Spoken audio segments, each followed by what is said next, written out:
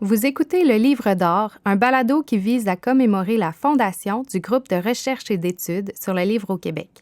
On y discute de son histoire, de ses réalisations, mais aussi de l'état actuel de la recherche en sciences humaines et de son avenir.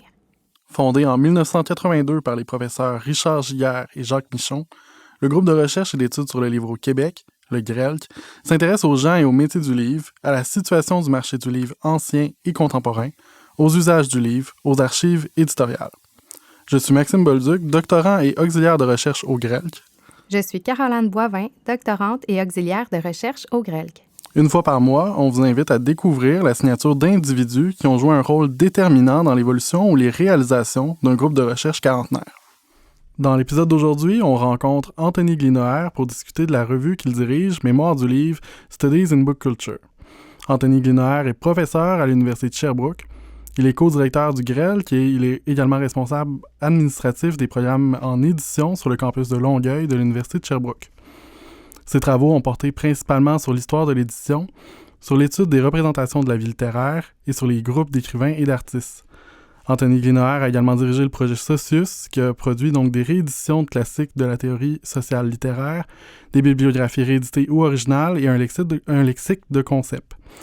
Il a publié de nombreux livres, mais son plus récent, publié en 2018, s'intitule « La Bohème, une figure de l'imaginaire social », un livre qui a reçu pas moins de 3 prix, dont le Grand Prix du livre de la ville de Sherbrooke et le Prix de la recherche et de la création en sciences humaines et sociales de l'Université de Sherbrooke. Anthony Glinoer prépare en ce moment un livre sur la figure de l'éditeur en France et un ouvrage collectif sur les archives des maisons d'édition francophones. Bonjour Anthony. Bonjour à vous deux, merci de me recevoir. Merci d'avoir accepté notre invitation. Avec grand plaisir. Donc, avant d'aborder plus en détail la revue, on aimerait revenir sur ton parcours, le découvrir un peu. Donc, pour commencer, comment t'es-tu retrouvé au Québec? C'est une longue histoire qui mêle amour et travail.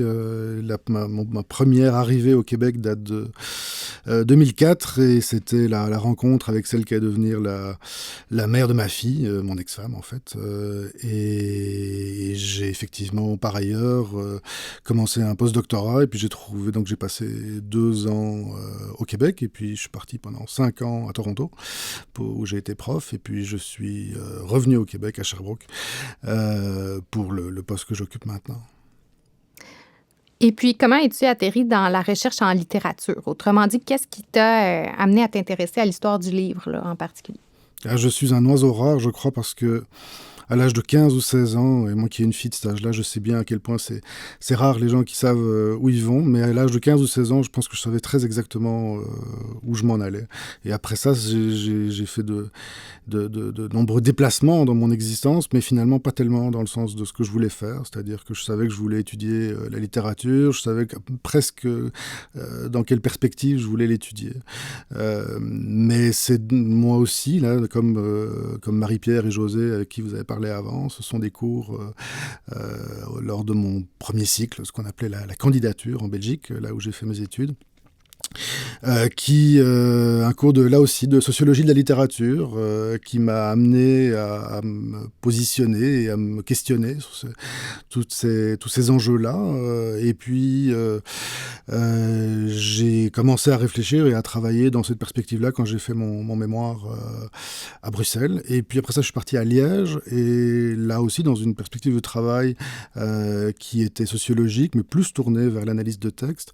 Mais quoi qu'il en soit, c'est là aussi que j'ai commencé à travailler sur la question de l'édition autour du 19e siècle français et grâce à la rencontre en fait avec un prof de là-bas qui s'appelle Pascal Durand et qui m'a proposé à la suite d'une communication dans un colloque que j'avais fait sur un éditeur de faire un livre ensemble et ça a donné naissance de l'éditeur qu'on a publié en 2005 et qu'on avait travaillé en 2002-2003 et donc c'est ça. À partir de là les choses se sont plutôt enchaînées. Donc, à partir de Toronto, comment s'opère la transition vers Sherbrooke et vers le GRELQ? ton intégration au groupe de recherche? Je pense que j'étais depuis longtemps une espèce de cousin éloigné, pas très loin de la famille, mais quand même à distance. C'est vrai que j'avais participé, on en reparlera, à Mémoire du livre depuis le début, sans en être l'une des deux actrices, l'un des deux acteurs majeurs. Mais j'avais participé à des colloques et j'étais en contact avec Marie-Pierre Luneau et avec José Vincent, un peu moins avec d'autres membres, mais aussi avec d'autres membres étudiants de l'époque. Et donc, les contacts étaient là, ils étaient faits, la collaboration fonctionnait très bien et je pense qu'on était sur la même longueur d'onde déjà à l'époque. Et puis, s'est ouverte la possibilité de poser une candidature et puis ensuite de l'obtenir pour une chaire de recherche que j'ai occupée ici entre 2011 et 2021 et qui s'appelait la chaire de recherche du Canada sur l'histoire de l'édition et la sociologie du littéraire. Et donc voilà, je réunissais mes deux intérêts majeurs dans une seule chaire de recherche. Qu'est-ce qu'on gagne en tant que chercheur à faire partie d'un groupe tel le GRELC? C'est dans mon esprit, finalement, ma carrière, si je puis dire, a été émaillée de participation à des groupes. Je suis très heureux d'avoir pu arriver dans une université où un groupe, qui s'appelle groupe d'ailleurs, pas centre de recherche, mais groupe de recherche et d'études. Je suis très heureux d'avoir pu arriver ici. Je crois que c'est pas tout à fait par hasard non plus qu'il y a chez moi et chez les personnes qui animent le GRELC depuis longtemps un esprit de groupe et une volonté de travailler ensemble. Moi, j'ai toujours énormément gagné. J'ai toujours travaillé avec d'autres personnes que de ce côté-ci de l'Atlantique ou de l'autre. Et j'ai énormément gagné. Et je continue à énormément gagner à travailler de cette façon-là. La solitude du chercheur est une plaie à laquelle on peut échapper. En 2009, le GRELC lance la revue Mémoire du livre, Studies in Book Culture. Et dès le début, tu fais partie du comité fondateur. Tu en es le directeur depuis 2018. Peux-tu nous présenter la revue dans les grandes lignes? Oui, avec grand plaisir. Donc la revue, effectivement, existe depuis 2009. On en a revu un certain nombre d'aspects, pas ses fondements, mais sa présentation, il y a 2 ou 3 ans. Et je vous la lis rapidement. Je pense qu'elle résume bien l'esprit dans lequel on travaille. Donc effectivement, c'est une revue bilingue en libre accès sur le portail Érudit. Elle est consacrée aux livres et à l'imprimé sous toutes leurs formes, qu'il s'agisse de livres anciens, des périodiques ou des livres numériques. Tout ce qui concerne le passé, le présent et le futur du livre y trouve sa place. Les acteurs et les institutions de la chaîne de production du livre, les matérialités et les contenus, les pratiques et les usages. Les pouvoirs qui s'exercent à l'intérieur du monde du livre intéressent la revue autant que les pouvoirs de l'imprimé. Mémoire du livre, Studies in Book Culture, s'attache à mettre en lumière l'ensemble du système livre, de la production à la réception.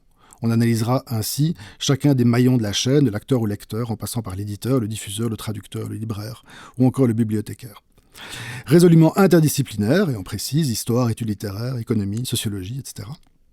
La revue est aussi ouverte aux réflexions sur les identités de genre, de culture, de groupe social, telles qu'elles s'expriment à travers l'histoire du livre. Voilà, donc c'est la présentation, et vraiment on en a discuté longuement en comité de rédaction, savoir sur quels axes on voulait privilégier.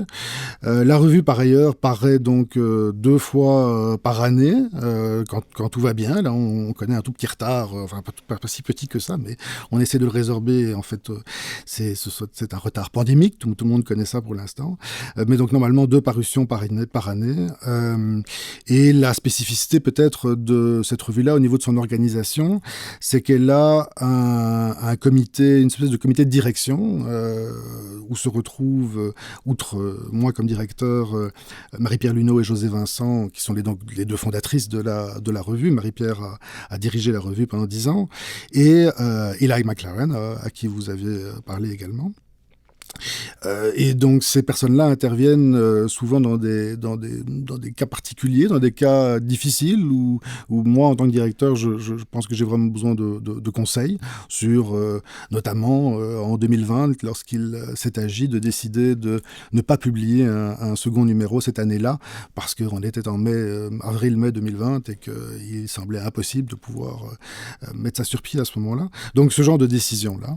Mais il y a également un comité de rédaction qui est sollicité de temps en temps pour des réunions annuelles, mais aussi parce que ce sont des personnes que l'on contacte de façon privilégiée dans l'évaluation des articles.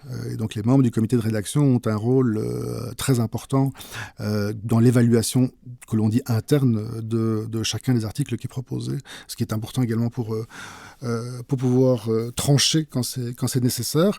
Et puis, c'est une revue qui se fonde aussi beaucoup sur le travail de la secrétaire de rédaction. Il y en a eu plusieurs dans l'histoire de la revue. C'est Judith Avirnik qui s'en occupe maintenant. Et ce sont chaque fois des personnes qui travaillent extrêmement fort et qui sont vraiment investies de la continuité et de la bonne qualité et la bonne tenue de la revue. Anthony, tu as aussi été donc un membre fondateur de la revue Contexte et tu as participé à beaucoup d'autres revues. En quoi les revues savantes viennent-elles prolonger ton propre engagement en recherche? C'est vrai que la revue Contexte, qui est aussi une revue en libre accès sur Open Edition maintenant, c'est comme ça que ça s'appelle. Et puis, quand j'étais à Toronto, c'est vrai que j'ai travaillé au lancement d'une autre revue qui s'appelle Arborescence, qui se retrouve sur Érudit aussi. Là aussi, une revue en libre accès. Donc, dans mon esprit, ça a été vraiment, depuis le début, les revues en libre accès. Et ce format-là, et cette forme-là, qui n'était pas du tout évidente au début de ma carrière. J'étais pas du tout visionnaire. J'avais des gens autour de moi qui pensaient et qui comprenaient très bien les choses. Et puis, je pense que j'ai travaillé avec ces personnes-là et donc j'ai compris avec elles et avec eux qu'il y avait un enjeu là et qu'il y avait quelque chose que l'on pouvait développer. Et que effectivement, les statistiques de consultation d'une revue comme Mémoire du livre, mais d'autres aussi, notamment dans les 2-3 dernières années, sont impressionnantes dans leur progression. On voit bien que c'est devenu, depuis une dizaine d'années, la façon, peut-être la bonne façon, en tout cas une des façons les plus efficaces de pouvoir transmettre un savoir et une réflexion scientifique sur un certain nombre de sujets. Donc oui, pour moi, ça a été toujours important de m'investir dans le cadre de revues. Et je suis très heureux maintenant de pouvoir en animer une. Jusqu'à présent, j'avais été membre fondateur et je participais et j'étais là, mais sans être aux commandes. C'est à la fois toujours un peu inquiétant et toujours très enthousiasmant. Donc, pour revenir vraiment au cas de Mémoire du livre, c'est une revue qui a fait d'emblée le choix d'être une publication bilingue, ce qui, on le suppose, complique peut-être le travail au quotidien, mais ce qui, surtout, demeure une position encore assez peu commune dans le domaine des lettres et sciences humaines au Québec. Pourquoi avoir fait ce choix-là pour Mémoire du livre? C'est exact. Donc, Mémoire du livre, Studies in Book Culture, ça a été un choix qui a été fait par les fondatrices Marie-Pierre et José. Et comme tu le dis très justement, c'est un choix qui complique énormément l'existence pour des animateurs de revues qui se débrouillent bien en anglais, mais dont l'anglais évidemment n'est pas la langue maternelle. Et je pense à Judith encore plus qu'à moi, je veux dire, qui a participe beaucoup à l'animation et qui travaille beaucoup dans les échanges de courriel en anglais. Donc c'est un vrai défi au quotidien. Ceci dit, ça reflète aussi ce qu'est l'histoire du livre, qui est une discipline qui est aujourd'hui très très très internationale, mais qui est très internationale beaucoup dans 2 ou 3 langues, donc l'anglais, le français. Il y a aussi l'espagnol, il y a aussi d'autres langues qui participent. Mais il y a vraiment tout un énorme secteur de l'histoire du livre qui se fait en anglais, et donc ça nous semblait, ça leur semblait, moi j'ai joint le bateau, tout à fait logique de travailler dans cette perspective-là. Le choix que l'on a fait est effectivement un choix d'ouverture et un choix d'équilibre. Donc on essaie de respecter un équilibre vraiment presque complet entre les deux langues, soit en ayant des numéros qui sont plus à dominante francophone, plus à dominante anglophone, soit parce que chaque numéro est diffusé avec un appel à contribution, avec un appel à un article dans les deux langues, et donc on a des propositions qui viennent de plusieurs côtés. Mais c'est un véritable défi. On le voit notamment lorsque, c'est un numéro sur lequel on travaille pour l'instant, lorsque des personnes dont la langue maternelle n'est pas l'anglais, mais qui s'expriment dans ce cadre-là en anglais, dans le cadre d'un numéro sur l'histoire du livre dans les pays du Nord. On voit que c'est tout un défi pour ces personnes-là, comme pour nous, de travailler en anglais. Voilà, c'est ce choix-là que l'on a fait, et je pense qu'on s'y tient bien jusqu'à présent. Et selon toi, où se situe Mémoire du livre, Studies in Book Culture, dans le paysage des revues en études littéraires et en histoire du livre? Il y a une particularité de la façon dont beaucoup de gens font l'histoire du livre au Québec et en Belgique, par rapport à la façon dont ça peut se passer en France, ou aux États-Unis, ou ailleurs. C'est-à-dire que ça a été historiquement beaucoup de littéraires qui se sont occupés d'histoire du livre, et au Québec et en France. Il faudrait voir ce qu'il en est de la Suisse, je suis pas certain.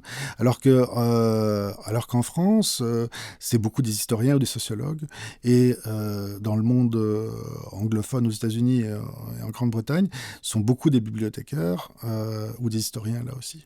Et donc forcément, ce ne sont pas les mêmes situations disciplinaires, et l'histoire du livre étant multidisciplinaire, interdisciplinaire par essence,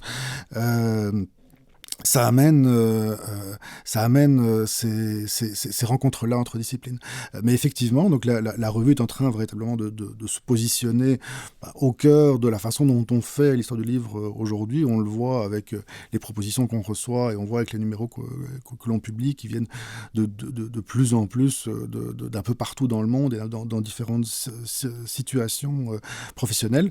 Mais donc on essaye vraiment de ne pas se cantonner à une façon de faire et à une perspective, et de jouer le jeu de ce que c'est l'histoire du livre, ce qui demande là encore beaucoup d'ajustements de la part de l'équipe, de pouvoir dire on est là dans une perspective autre, mais qui touche à ces questions de passé, de présent, de futur du livre et de l'imprimer, et on y trouve notre compte. Et pourquoi le Grêle que s'est lancé donc, dans une aventure comme celle-là, de lancer une revue? Et peut-être pourrais-tu nous dire quelques mots sur le résultat un peu de la symbiose qui existe peut-être entre le Grêle qui est Mémoire du livre, Studies in Book Culture? Alors effectivement, là, il faudrait demander à Marie-Pierre et à José l'enthousiasme de la jeunesse de lancer une revue qui paraît 2 fois l'an et qui est une revue bilingue. Je pense qu'à l'époque, elle s'était dit que comme elle publiait en ligne, c'était un peu moins de travail que si on avait publié papier. Aujourd'hui, cette réflexion-là aurait probablement plus beaucoup de place, mais le fait est que c'était enthousiaste, et depuis, elles s'y sont tenues, et moi j'ai rejoint l'aventure. Je crois aussi que l'idée de créer une revue, ça revenait à une volonté très forte de pouvoir se positionner sur l'échelle mondiale en disant on le sait depuis longtemps que il y a l'histoire du livre qui se fait d'une façon un peu particulière à Sherbrooke, au Québec en général, ou à Sherbrooke en particulier, du fait que ce sont beaucoup des littéraires qui ont une réflexion qui touche aussi au texte. Mais il y a donc la volonté de se positionner, mais aussi de se positionner comme au passage, à un carrefour, et de pouvoir participer à l'aiguillage peut-être de la façon dont la recherche se fait à l'heure actuelle, à son animation, mais à son aiguillage, de participer à un rôle de passeur qui, moi, m'est cher. Puis, aurais-tu des exemples de numéros marquants ou moments charnières dans l'histoire de la revue? Les revues sont toujours ça a une temporalité toujours particulière parce qu'on y travaille chaque numéro, on y travaille pendant presque 2 ans.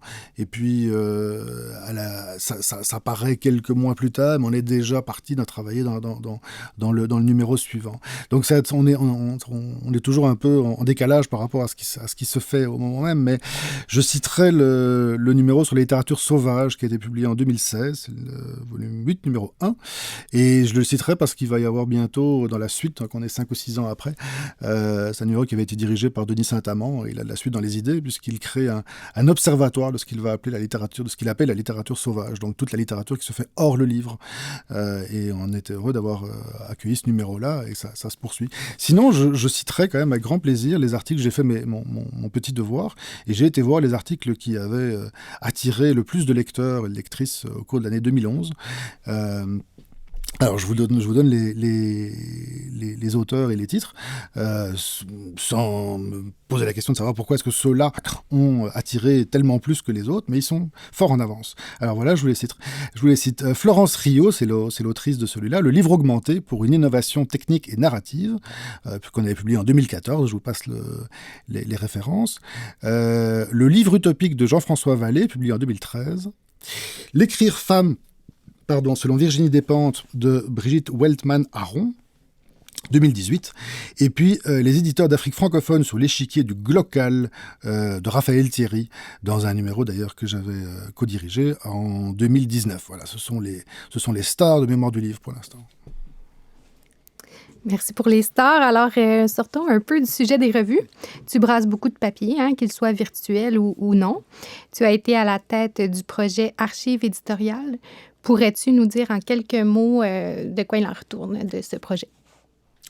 Oui. Alors, c'est un projet qui a été financé entre 2017 et 2021, et donc qui s'est achevé, mais qui est en train de se relancer de différentes manières.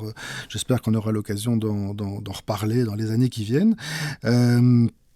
Ce qui est certain, c'est que paraîtra effectivement en 2022 un ouvrage collectif que je vais diriger, qui s'intitulera les maisons d'édition au prisme de leurs archives, et qui en fait devait être les actes retravaillés d'un grand colloque qui n'a pas pu se tenir, pandémie oblige, mais dont on avait trouvé des succès d'année en ligne à l'époque.